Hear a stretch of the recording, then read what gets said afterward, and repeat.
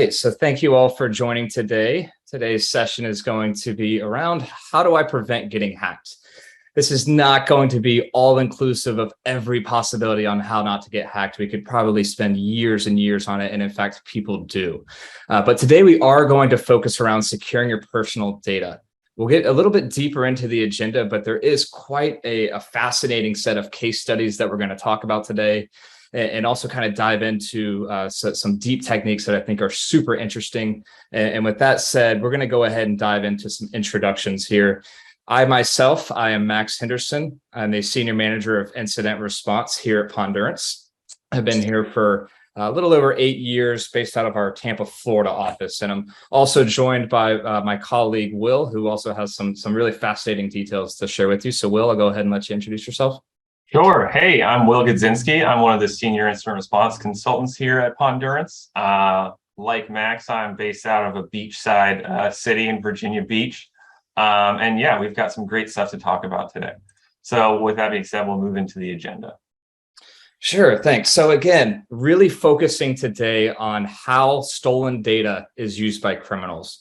We talk about personal data being abused in a really lot of unique ways. I think some of it is more traditional and how threat actors kind of pull it off, and you may be familiar with, but we are really going to dive into some of those newer novel techniques and really explore the enterprises in which these criminals are operating in, really a web across the globe, really, everywhere from this hemisphere to Eastern hemisphere. It's really unique in how we're going to look at this. But of course, we want to close you out with various proactive and preventative measures that you can take, not just in reducing risk off the bat, but things like post-data breach, these large data breaches that have been publicized, really becoming knowledgeable of how do you react to that, right? You understand that data has been released that may compromise or allow somebody to easily perform identity theft, which we'll also discuss kind of the different ways that identity theft can be performed, perhaps not always the more traditional methods. But understanding how can you sort of monitor for that and catch that, and if you are a victim, what are the steps that you can take to kind of limit what's possible for that threat actor. So, and I love the movie reference here, the identity thief, right? We got Melissa McCarthy running away from Jason Bateman right here, and quite an interesting story, quite an interesting movie, but it really is truthful in a lot of the ways that you can be victimized through identity theft. And so a lot of this, I think, that is revealed is more of that traditional mechanisms, right? You have credit card theft, you have the impersonation, and you start to run into these various issues. But as we're seeing, as we get into the digital world, there's also another layer that's becoming commonly associated with the identity theft. And perhaps it's not even the theft itself, but actually extortion that we're seeing combined with that theft. We're seeing public impersonation, right? So everything from social media profiles to even just an email account that looks like yours. And perhaps it may be the case that you didn't actually perform anything wrong, or you didn't actually make the mistake, but as a result of information that's out there, people are able to replicate kind of your digital presence per se. And so with that digital presence, it may not be that they're claiming it in extreme ways that you're somebody else, or that you did something rather humiliating or embarrassing, but it can be kind of concerning that somebody is using your identity, that somebody is perhaps sending those phishing emails using your name. To be associated with that often brings concerns of, am I actually breached? What else is possible? And we often see that kind of that fear of the unknown is a common result of that sort of replication or impersonation being performed. Sure. And I think as we start off, I think it's useful to talk about a few case studies of how identity theft actually works in the real world. To start off, I'd like to talk about this particular case study. It's a recent indictment within the last year where 4 men were federally charged by the FBI and the United States Attorney's Office of Florida in transnational wire fraud and aggravated identity theft. In this scheme, there were 2 men in the United Kingdom and 2 men in the United States. The UK duo would basically hack into servers. They would obtain unauthorized access to computer systems that, through one way or another, hosted the PII for United States citizens. They would then use that information to file with the IRS fraudulent IRS Form 1040s, which is United States individual income tax returns. They would get these income tax returns from people whose information they had compromised. They would then request those income tax returns be paid out in prepaid debit cards, which the duo in the United States would then take. They would either ship the money into a secondary debit card, or they would cash them out for cash. Max, do you want to go over the next one? Sure. And before we dive into this individual and kind of the crime spree that resulted, I do want to kind of focus on some of those points there, and that, well, number one, the impact of having something like the tax return filed on your behalf, right? We'll kind of dive into that a little bit later, but that was an act that was carried out where the start to finish theft of the data was all performed by that threat actor. And what happened as a result, what they actually did with that data was still performed by the same individuals, right? So that start to finish, everything performed that way. Now we start to see that there are very drastically different approaches in the realm of identity theft and really that value of data. And I think that this individual is one good example. There's quite a few out there, but this individual, who is a Russian national, and I believe is still in prison following the conviction. But this is around 2017. So in the grand scheme of things, relatively recent, right? 5 years ago. But in the world of identity theft in the digital aspect, this is kind of old, right? So we're seeing even since then, there's been very modernized approaches. And this was kind of the start of this kind of business model in the grand scheme of things, at least in terms of indictments, in terms of the sheer amount of money that resulted from this, and then the resulting kind of multinational operation that we'll dive into. But looking a little bit deeper at this, so I know that the numbers here say that $50 million in online identity theft, $9 million in bank fraud conspiracy. During the actual trial, the damages and losses that were brought forward was $169 million from the organizations that fell victim to this. But essentially what we're seeing here is, again, you go back to kind of that movie with Jason Bateman, a lot of that interaction is in the real world, in the physical world. What's very unique about this situation here is this is more of kind of that hacker virtual world, all online. And this is a user who didn't actually take advantage at scale, the credit card data, the personal information that they stole. And so essentially what happened here is this individual, Seleznev, he was running a operation that would essentially hack into the machines that you put your credit card into. And when you would insert your credit card into that, it would steal your credit card information. Now, this individual was also involved, per the indictment, involved in the theft of personally identifiable information. And so now you have that combination of credit card data, you have the combination of identifiable information that can be associated with that. And so if we think about the years that this individual started accumulating all of these credit cards from all these businesses, if you think about how many people would swipe their credit card at a victim business per day, that volume, not just per day, but over weeks, over months, over years, is incredible. And so what this individual did is he started to accumulate this very large set of credit card numbers and information. And he said, well, what can I do with this? How can I kind of sell this information or profit off of this information? And so he created a platform to resell that. He created or used a website to then host and sell this data in bulk. And so not just collecting that data, not just selling it, but now we're bringing in a additional party that could then leverage that. So this is an individual who, again, did not take part in it, just resold it. Eventually, while on travel, this individual was arrested and indicted and ultimately convicted for his role within this. And what seemed to be kind of that groundbreaking, maybe we got him, maybe we got the individual who's behind all of this, looked to just be the start, just the beginning of that. Now we see years later this business model is still traversing throughout the internet and throughout the world, as Will is about to tell you. Yeah, thanks, Max. And really, I think it's important to point out that while, we've previously just spoken about 2 case studies wherein we're talking about really tech-savvy people, cyber criminals, and kind of the more proper use of the term. It's not just hackers. It's not just technical people that can engage in the identity theft that we're looking at, particularly throughout the entire life cycle of a stolen identity.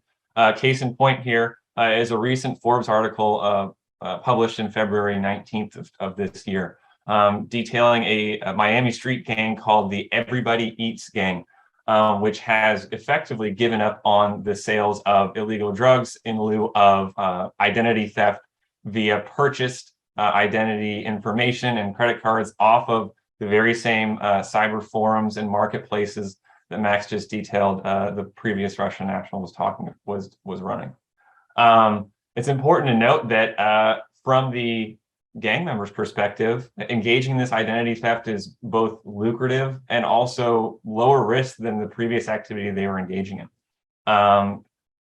According to the following quote in the article, as homicides continued to pile up, they determined that, hey, it's much easier just to use stolen credit card information to make illegal purchases on weapons, renting cars using credit cards, but also using personally identifiable information to defraud government programs like Medicare or the COVID-19 PPP program, which we just had a recent slew of prosecutions for fraudulent PPP loans.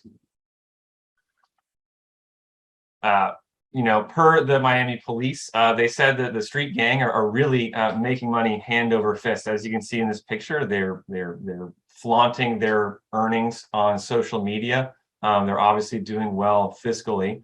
And when it comes to the amount of data that they're dealing with, after one of the gang members was pursued and threw his phone into a lake, the police were able to harvest the user's iCloud information and identified a file that was 7,620 pages long that had thousands and thousands of people's personal data on it.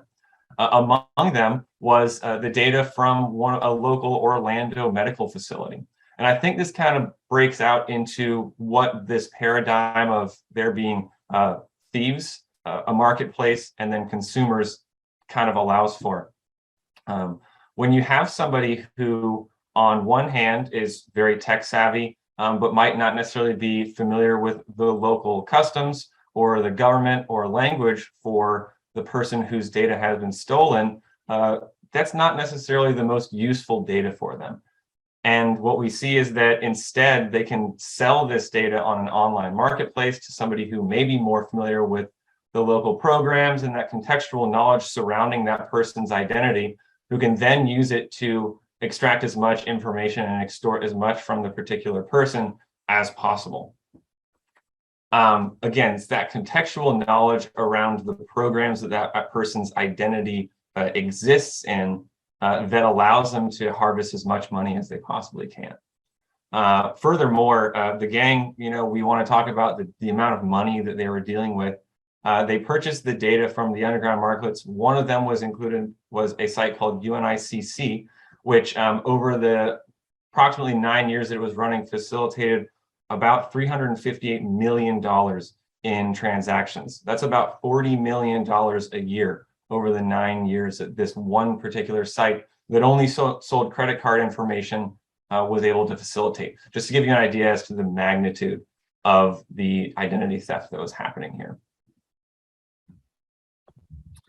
Yeah, and I think, the main takeaways looking at the individuals who did perform that start to finish approach, we have the Russian nationals who are kind of the more technical and actually deploying things we've previously talked about, like malware and kind of stealing that. And then we have these other parties, and am I convinced that they're no longer in the dope gang? No. But are they diversifying their approach to financial gain? Absolutely. And so kind of looking at this multi-party approach and kind of the diversity in which it unfolds is really fascinating, but also concerning to me, right? So we look at the previous gang, right? We talk about how they were involved in narcotics, right? So a lot of that, and probably coming, likely historically coming from South America. So now you have these gangs who have relationships with South America, but then you also have other factions within these gangs who are handling these relationships with these Russian nationals and these websites who are selling. And it's not just as simple as buying the credit card information and just going and swiping a credit card. It's a rather complex scheme if you look at the indictments, right? The way that they're pulling off these sort of fraud and identity theft is there's schemes of unemployment, there's schemes of fraudulent tax returns. I mean, you really have to understand the system in depth. And so we look at what is often, again, neglected in terms of the complexity. These are actually rather complex criminal enterprises, even operating here in Florida, where I am. So looking at that approach, looking at still that there is this ongoing malicious software, there's still these online marketplaces, there's still these individuals who are performing it start to finish. It's hard to kind of wrap your head around the prevention mechanisms that we're going to dive into, because there is so many different approaches. There are so many different groups who are involved in this. But again, a lot of it is kind of at that same end state of identity theft and fraud. So again, how is that data stolen? These diverse approaches. I think we look at these traditional means of, okay, you swipe your credit card at the gas pump, right? And then it skims the credit card. You look back to the Target breach, where it was also involving that point of sale, where you swipe that credit card and steals it. But the credit card info alone is not really the biggest concern. I think a lot of us who hear, okay, my credit card's stolen, credit card fraud and getting your money back, honestly, is nowadays relatively easy. But you start diving into full-on identity theft, and it's a whole different game.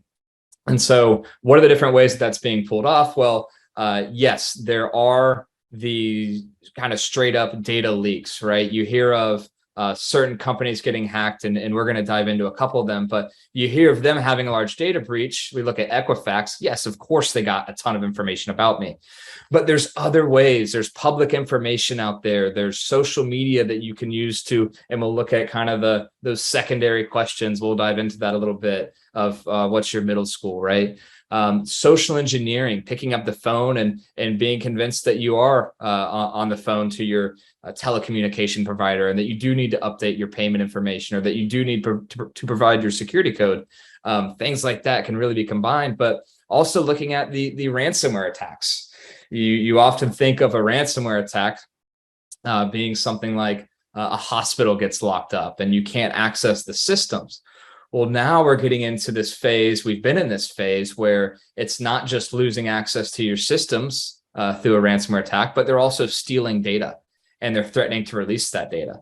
So we think on the hospital side, when a hospital gets ransomware, you may have your electronic patient health information stolen. You may have your social security number, your address, phone number, name, date of birth, you name it, it could all be publicized within that. And so they attempt to host kind of these shame walls where they will release the data. They will release all of this patient data, and they're basically using it to, number one, coerce future victims into paying, but also they're enabling other individuals, other groups who may not be as technically savvy, who can't operate a ransomware attack, who can't hack into these organizations, but now they've just released all of your data onto their website. And now these groups can go down and start to harvest through information that's been publicized through this. And so now you have gigabytes, terabytes, petabytes of data that's been leaked, and it's all out there to be sifted through. And a lot of it's very sensitive. And a lot of it, again, can be abused to pull off kind of that more than just a stolen credit card, the full-on identity, starting to get into things like loans. We'll discuss that in a little bit, but when you have that identity fraud with your social security number stolen, everything along those lines, obviously your credit takes an impact. You start to get sent to collections for loans that you didn't take out, and it becomes a very long process to kind of get ahead of that, if you ever do. And so let's just talk about, everyone hears about social engineering. And when we're talking about protecting yourself, this is really one of the things that I think it's really important to be aware of. We'll talk later on about how to reduce the risk of your data being stolen following a company's, ransomware attack or server breach. But in terms of something that you're likely to run into on a day-to-day basis, social engineering is one of the biggest ones. And really, at its core, social engineering is just any sort of deception that's aimed at having you divulge data that's personal and identifiable to yourself. A lot of people are familiar with this. Don't give your username and password to somebody who claims they're from IT, right? Don't just give your social security number to somebody who asks for it in an email. But what some people don't necessarily know is that, social engineering is designed to get an idea of the whole of your identity. Like Max said earlier, it's those kind of secondary identity questions, right? What's your dog's name? What's your mom's maiden name? Or what was the street you grew up on? That might not necessarily be one of those data points that needs to be protected and hidden from the world, and might be, readily given to somebody who's just calling you to ask about, whatever your car loan might be. And on that point, it's important to talk about what form social engineering can take, right? Everyone knows that the tech support scam phone call is really common, but some people aren't prepared to kind of field a text that might come in that might look like it's coming from a familiar phone number and is claiming to be from IT from your company, or an instant message that's coming to you through, Slack or Discord or one of whatever instant message applications that are becoming more and more common as people move to work from home. It's not just exclusive to just the texts and the phone calls, and sometimes these things can be combined. So let's say you have somebody who calls you and then also sends you a text or messages you on Slack because your LinkedIn page lists not only your Slack profile, but your phone number and your email. These things are often combined by somebody who's seeking to social engineer you. And what they're trying to do is they're trying to impersonate a position or a person of authority who already knows enough about you to where you let your guard down and you think, yeah, this might be a legitimate request for my information. They often also include a sense of urgency. As you can see on the right, we see a pseudo push notification for a multi-factor authentication app, an application that I'm hoping everybody's company is applying and familiar with more and more these days. But as I said, it's very common that these things are combined. In what we'll talk about in a second, you can see that in the recent Uber breach that just happened this last weekend of the 17th of September 2022, where a teenager claims to have hacked effectively the entirety of Uber, stemming from a text message, a phone call, and spamming a user's Duo multi-factor authentication app. And effectively, this is a great showcase where there is this combination of urgency, feigning a position of authority or legitimacy, and the use of abuse of multi-factor authentication and familiarity with the infrastructure and makeup of somebody's organization as well as their personal life. So Uber is not just the only organization that's recently been affected. In the case of Uber, we don't have any idea as to whether or not any data was stolen, but we have had some recent case studies of large amounts of data being stolen. Yeah, and again, will be really interesting to kind of keep tabs on that and follow up and see what the true impact is. And that's really the point that I want to hit here is you look at these large organizations. We see LinkedIn, we see Facebook, we see Marriott. We know of historic ones, the big one being Equifax, right? It's very difficult to keep up with these, especially since they're becoming so frequent. Maybe not necessarily the magnitude of some of these, but you look at the ransomware attacks and you look at all the different notifications that you might get in terms of we've had a data leak. And I think, it's difficult to sometimes even discern what is the true impact, what information stolen, what's at risk for me. But I think at least keeping tabs on it is super important here. I don't think that these are going to slow down. And quite frankly, when it is something like a Marriott that's breached, there's not much you can do to prevent them being breached, but there is a lot you can do to kind of react to this. So at least at the surface level, one takeaway that we'd like for you to have is to at least just kind of think about what information might I have that's there. Is it, oh, I use the same password there that I use on another application, or LinkedIn may reveal my date of birth, my email address. And so there's been a lot of different scams that's kind of resulted from these. And one of the common ones was, it was often attributed to the LinkedIn breach, is that you would get an email, you would get an extortion email that would say, hey, I know your password, it's this. And essentially what it was the password from the LinkedIn breach. But because people reuse so many of the same passwords, you would get that in the email and they would extort you saying, hey, I have your email password. I know all of this about you. I have all of your emails. I essentially have your identity. And now I want you to pay me this amount of money to prevent me from doing something more nefarious with it. Right. And so all that they would be performing that extortion of identity theft with is just data that they collected from the LinkedIn breach being your password. Again, that was most commonly associated with it. I don't think there's been any public acknowledgement of that per se, but even if it's not LinkedIn, we know that it came from another breach, right? So just being conscious that, hey, you know, this extortion technique or this notification or this risk may have been associated with this data breach, just at the surface level, comprehending that rather than kind of having that fear of the unknown and giving into that extortion can kind of take you a long way and save you a lot of headache.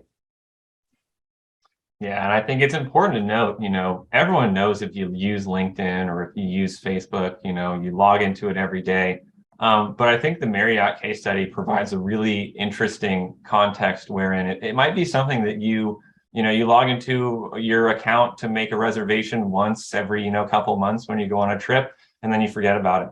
And that might be a case where, yeah, like Max said, you kind of forget that you're out there, where your data is, and that might be a source of where your password was stolen from, right? Here's an example of the post where the threat actor who actually stole the LinkedIn information posted it on a dark web marketplace for around $7,000 in Bitcoin. This is the real post, and as you can kind of see, they're promising a lot for what amounts to effectively really not that much money, $7,000 compared to what you could really harvest from it. And again, it kind of sheds some light on this paradigm of theft and then sale of information, there being that potential consumer who might be drawing information from multiple websites. So not just the LinkedIn breach, they might be purchasing data from the Marriott breach, they might be purchasing data from undisclosed breaches that you don't even know about. And that this post was made with kind of frightening casualness. If you look at it, somebody just casually posts, yeah, I have around 500 million worldwide accounts that are available for around $7,000. They only have about 56 posts, and they were only, a member of the forum joining in October 2020. And it kind of goes to show that this is something that happens pretty much all the time. Unfortunately, hacks are not going anywhere. They're going to continue. And really, this kind of paradigm of data theft and then sale is likely to continue as well. Yeah, I think on that previous note, just how casual that's posted, that's the norm, right? There's forums that exist solely for that purpose. And really, truly, as this slide says, it's an entire business model. We looked at the Miami gang. We looked at the Russian national. I mean, it's a global operation involving individuals who've never met each other. But again, as that post shows, this is very frequent. This is the norm, and it's going to continue, as Will said. So kind of that wholesale approach, and you may have one actor who all they focus on is stealing the data. And then you have another actor who doesn't necessarily know how to steal that data, but they know what to do with it when they have it. And so kind of having that familiarity with kind of each side of the house, as Will's going to explain a little bit, goes a long way. Yeah. And so I think it's important now to kind of move into how much it really costs to buy your data. So we saw that there was, hundreds of millions of LinkedIn accounts. Well, somebody might not necessarily see a LinkedIn account as super valuable. But in a recent study, somebody found that, a bank account access for a particular person costs between $100 and $3,000. That's just straight bank account access. Similarly, social security numbers, which I think is something that everyone really knows might be really valuable to a threat actor, are sold at about 20 cents to $5 a pop. Credit cards are sold about $30 to $140 a pop. However, this kind of brings in a point that we'd like to make. The credit card with what they call Foles retails for around $50 to $1,500. And now, what are Foles? In the context of this study, Foles was kind of the colloquial term that that particular underground marketplace used to describe that the posted price of the stolen data includes more contextual data on the victim. So in that previous case, we had, here's the credit card information, right? But the Foles will mean, here is their name, here's their address, here's their social security number, maybe here's their driver's license. And then more information that kind of builds that entire picture of somebody's identity, rather than just the particular data point that was stolen and is being sold, right? And really what this means is that to a threat actor and to somebody who's seeking to engage in fraud and crime, having that secondary information about you and your life makes that initial data that they actually harvested that much more valuable. It's going to give them an idea of what they can do to better, harvest more information from you, harvest more money from you, and what most likely they can use to get away with their threat actor activity. Yeah, and I think kind of on that point is, like it says right here, the social security numbers, the driver's licenses. Number one, we know that those are important. We know that protecting those is kind of really at the core of credit card theft, identity theft, right? But again, those are also the most common things that are left out of our control when they are with these larger organizations. Now, I think that kind of the common sense approach is, okay, make sure that it's a reputable organization that you give that information to, make sure it's a secure means that you transfer that data, right? Even if they say, email me a copy of your driver's license with the social security number also in that email, and perhaps your bank account info right there. Well, that right there is a gold mine if that individual is ever compromised, right? But for the most part, when we look at things, again, like the Equifax breach, the information that's within there is a little bit out of your control.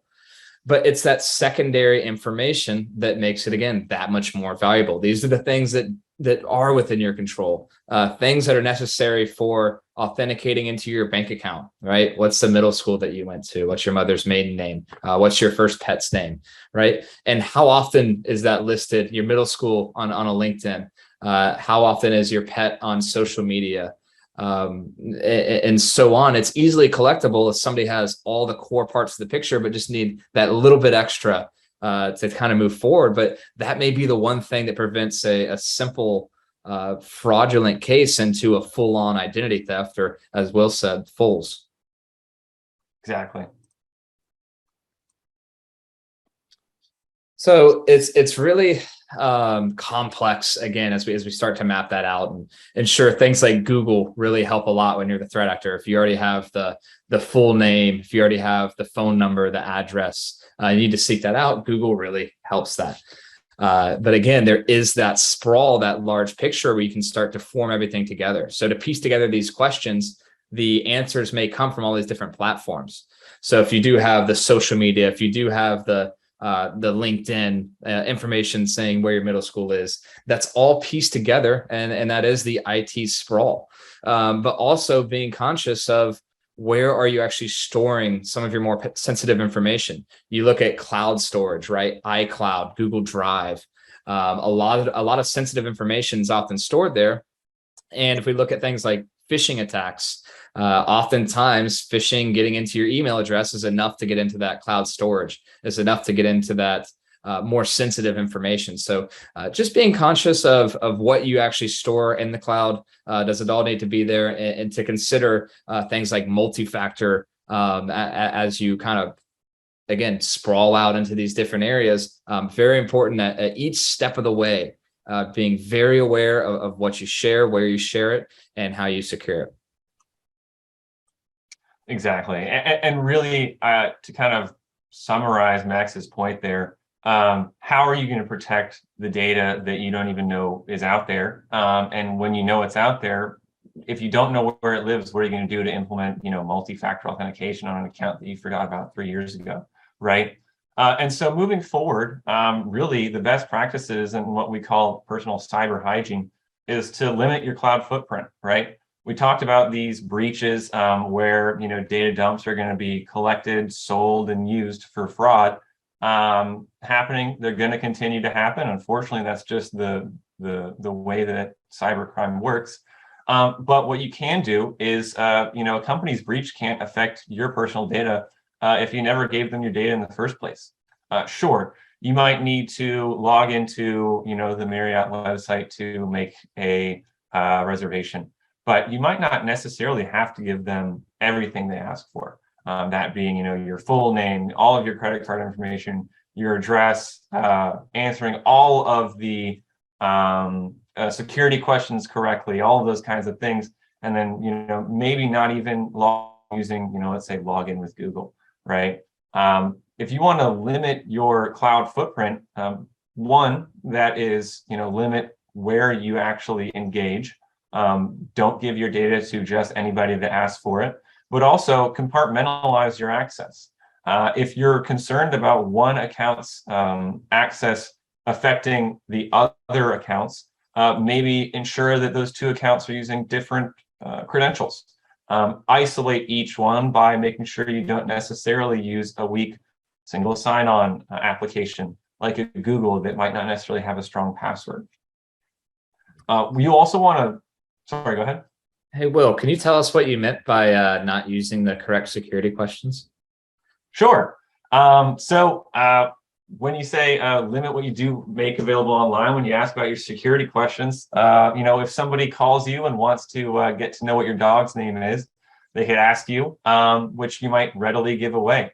If somebody Googles you and finds your Facebook page, if you have a dog that you like, it's very common that your dog is probably going to be your profile picture, or at least on there, and they can pretty quickly identify it. And so, and this is a practice that I've personally adopted. You can really do two things to make sure that somebody can't get your security questions right. One is prevent yourself from sharing anything about your personal life online at all. If you want to be a total gray man, which is a term that's used in the intelligence community, then go ahead. But that's going to take a lot of effort. Instead, and this is what I do, it's easier just to not answer honestly about your recovery questions at all. If somebody asks what middle school you went to, they could probably find it based on where you grew up, some of your friends, and your social media. Instead, use a fake name. Write it down somewhere, or use a middle school or a school name from your favorite TV show. And it's more likely that somebody will be unable to guess that question based on what you've made available just through your social media footprint.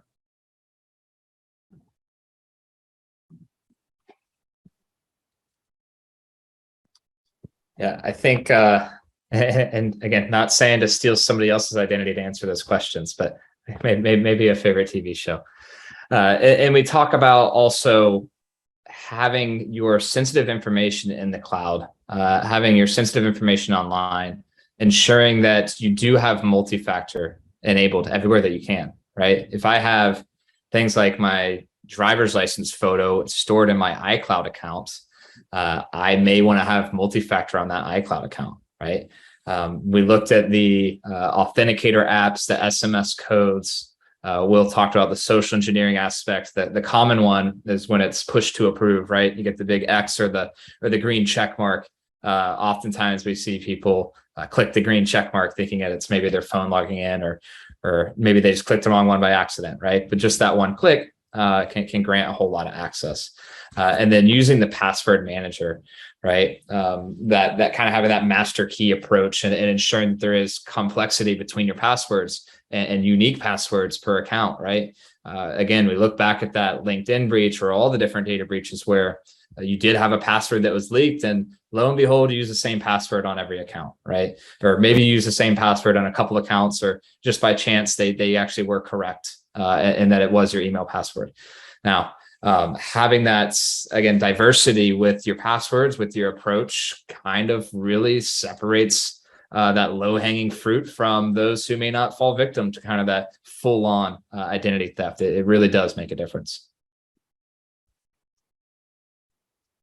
The other piece of this is we talk about these big data breaches, right? And we talk about instances where you do have that full-on identity theft. A lot of times, the first kind of signal to you, the first awareness to you comes on your credit report, right? You see that there is a new loan that was taken out, and it wasn't you.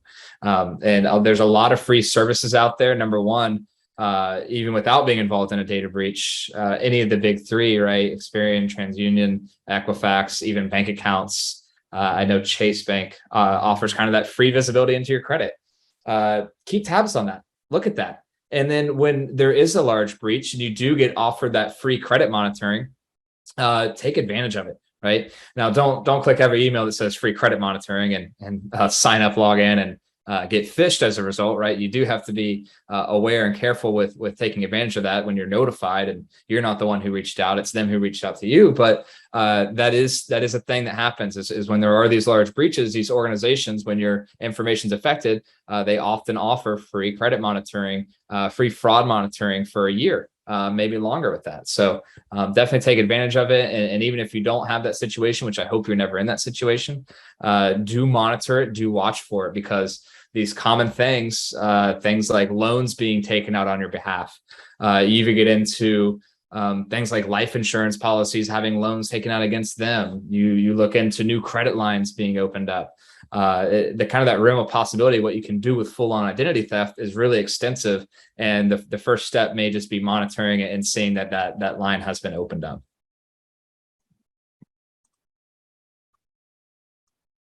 All right, and that concludes our presentation. Thank you very much for coming. Really appreciate it. And let us know if you have any questions.